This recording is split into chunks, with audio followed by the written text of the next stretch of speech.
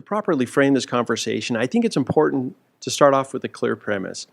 I'm convinced that students are motivated by two main things. Number one, they want to feel successful. They want to feel like they're making progress and accomplishing something rather than experiencing repeated failure or running up against a wall. And number two, they want positive interactions with peers and teachers.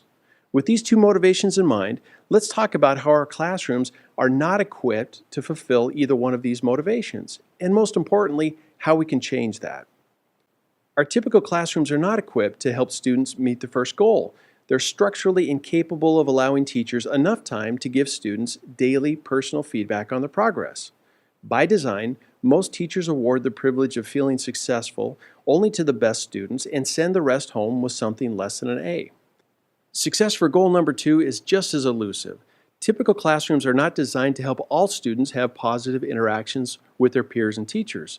We as teachers are responsible for instructing large batches of diverse students, and we have limited time to connect with each student one-on-one. Whole group lectures offer very little opportunity for students to form relationships with each other or with the teacher. The result of these limitations are that a surprising number of students just can't feel academically successful each day, and at the same time, it's challenging for them to experience rewarding relationships at school. Instead, school makes them feel like failures, academically, socially, or both. Fortunately, I found something that has given me hope. It's called blended learning. A blended learning classroom and a traditional classroom look and function very differently from one another. Let's start off by peeking into a traditional classroom and a blended learning classroom while students are in class. After that, we can look at how they function differently from one another. A traditional classroom follows a model that was first developed during the Industrial Revolution. It is set up to follow what has been called the factory model system. Students are seated in rows of desks. These desks are facing the front of the room where the teacher becomes the focal point of the classroom. Generally, the teacher sets the pace of the curriculum. The teacher will provide the information that students need to learn through a combination of lectures and reading assignments. The teacher will often assign the students some work based on their lecture, and the students then practice what the teacher has taught. They will receive a grade based on what they could understand during the whole group instruction and what they practiced during the homework. For a very small percentage of students, this classroom format can meet goal number one, feeling success.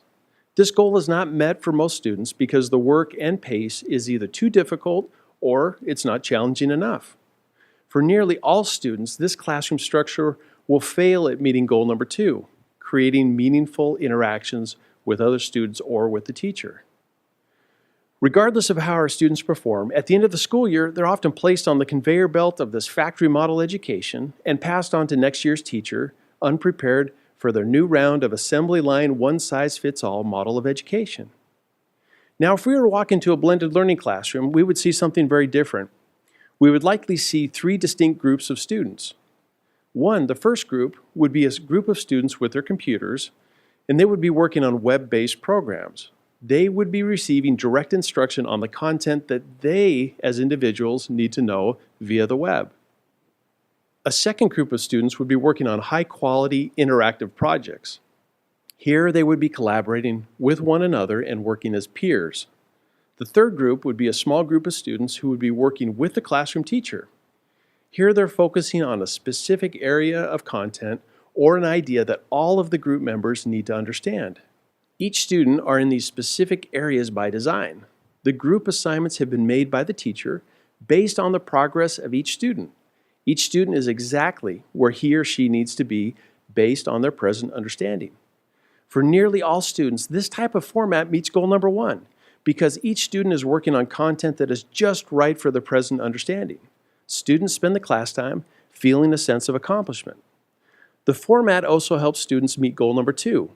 Because of the group interactive projects and the small group instruction, these students have the opportunity to develop relationships by having personal interactions with each other and with the teacher. Now that we've taken a visit to the different classrooms, we've seen some of the visual and structural differences. Let's try to understand how these two different types of classrooms compare from the student's perspective. Now, in the traditional classroom, the teacher is the focus and center of the classroom. In a blended learning classroom, the student as an individual is the focus of the classroom. In the traditional classroom, each student needs to move at the pace of the whole class that is set by the teacher. In a blended learning classroom, a student can move forward as quickly as possible for them, and a student can take the time that is necessary for them to understand the concepts. Traditional classroom, the teacher passes out assignments once the teacher is ready for the students to cover specific material. In the blended learning classroom, there is an independence that is there. Students learn how to take ownership of their own learning and how to get their work done. In a traditional classroom, the teacher teaches to the middle of the class ability, leaving out large portions of students who either yet don't get it and boring students who are ready to move on. In a blended learning classroom, differentiated instruction is now possible and it's practical for a large class size. In the traditional classroom, the teacher has very little time to interact with the individual students. In a blended learning classroom, students have several opportunities during class for personal interactions with other students and with the teacher. And finally, in a traditional classroom, the teacher has to manually enter grades for assignments, quizzes, and tests. Now, the lag time for this can vary from several days to weeks. In a blended learning classroom, because grades are entered automatically, students have immediate feedback, and now they know what they need to learn from their mistakes and learn how to correct them. A blended learning classroom is always student-centered, and the focus is on how to best accomplish student learning.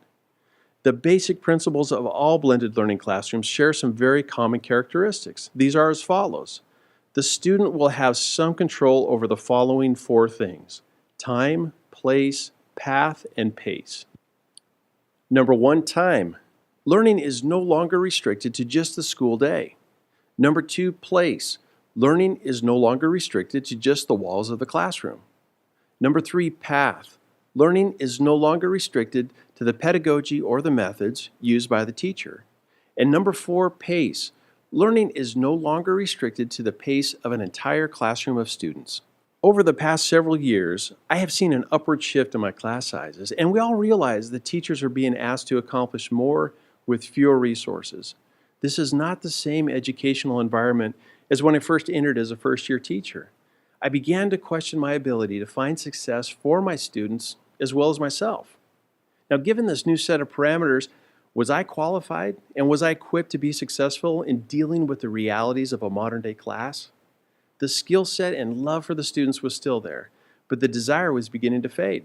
How could I possibly take on these new challenges without becoming burned out, bitter, or angry? One of my favorite quotes that relates to this situation comes from Darwin Smith. He was the CEO of Kimberly-Clark for over 20 years. When he was asked how he was able to take a relatively small company and lead it to the largest paper manufacturer in the world, he simply responded, "I have never stopped trying to become qualified for the job." As teachers, we are good at what we do, but let's ask ourselves, given the new reality of classrooms, how successful are we at 1, giving students the chance to find academic success, and number 2, giving students opportunities to have positive interactions with peers and teachers? Can we say that we are as qualified as we need to be to prepare our students using the same traditional classroom approaches? Let's do what's best for our students. Let's bring the joy back to the teaching profession. Let's begin blending our classrooms.